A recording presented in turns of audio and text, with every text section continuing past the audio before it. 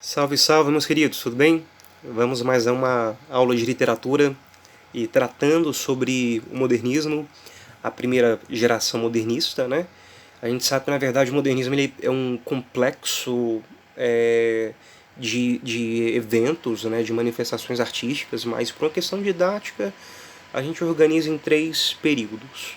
A primeira fase, ou fase heróica, né, a primeira geração, ou fase heróica, seria essa que propõe realmente a ruptura inicial, né, a quebra do paradigma inicial. Né.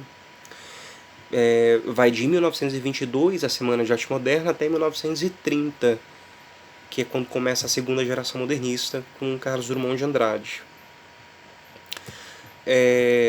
Temos cinco autores talvez mais relevantes, né? O grupo dos cinco, né? Que seria Mário de Andrade, Oswald de Andrade, Menotti da Lupicia, Tarsila do Amaral nas artes plásticas, né? E Anita Mafaldi também, formando esse grupo, que seria o grupo base, né? O grupo inaugural da primeira geração modernista. Uma ideia muito interessante que eu considero importante para vocês, de repente, é essa ideia de brasilidade. A gente tem a impressão que esses artistas que até então viajaram para a Europa e lá tiveram contato com as vanguardas europeias, eles, quando regressam para o Brasil, eles não estão completamente contaminados com as vanguardas. Eles se aproveitam das vanguardas para, a partir delas, criar, né, uma identidade talvez nacional. Essa questão desse perfil nacionalista de arte, né, dessa identidade, esse desejo de avançar, né, diante do cânone literário, quebrando, né, a ruptura clássica. Né. Então essa ideia de brasilidade eu acho muito interessante, né, de absorver as vanguardas para a partir delas criar algo que fosse específico nosso.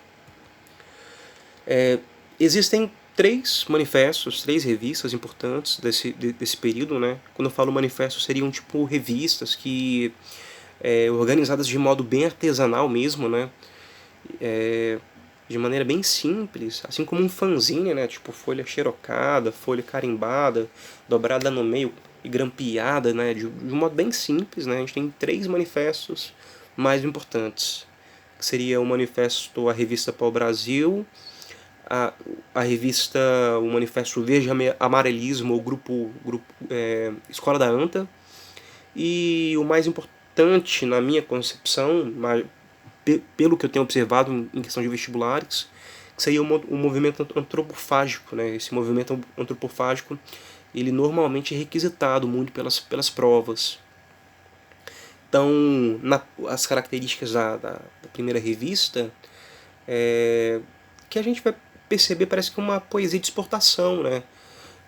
Quem organiza esse primeiro manifesto é o Oswald de Andrade, a Tarsila do Amaral, e a gente tem a impressão que eles pretendiam criar uma espécie de produto, né? Uma poesia nossa que pudesse ser apresentada, né, internacionalmente, comercialmente, como se fosse um produto cultural, talvez.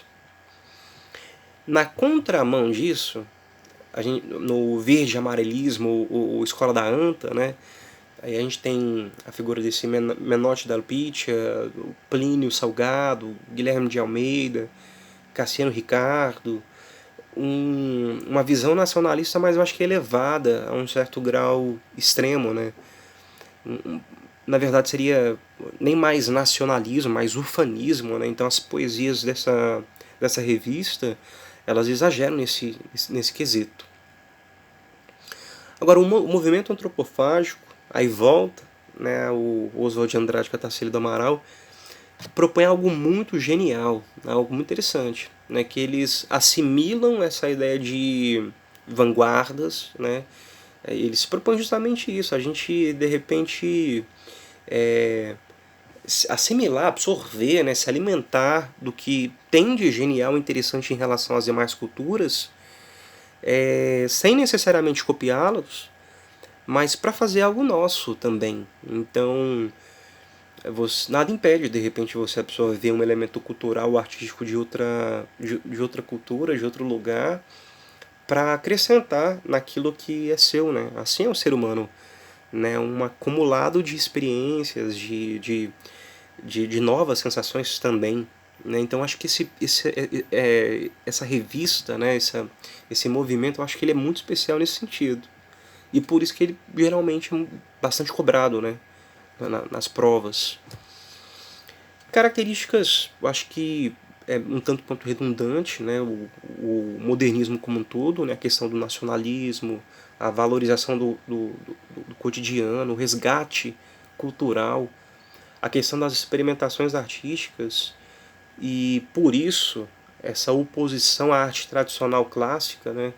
Então, na contramão do que propunham os demais movimentos literários, aqui você tem espaço para experimentar, né? Um verso livre, uma linguagem coloquial talvez. Autores, todos aqueles que a gente citou, Manuel Bandeira também, Graça Aranha na música, o Heitor Villa-Lobos, Di Cavalcante nas artes plásticas, Largar Segal também. Mas essa primeira geração, ela tem como, eu acho que grande legado essa questão de inovar, né? E principalmente nessa ideia de brasilidade. Eu acho que essa palavra acaba sendo uma palavra-chave para o nosso estudo da primeira geração. Valeu, continuamos no próximo vídeo falando sobre segunda geração modernista. Um abraço.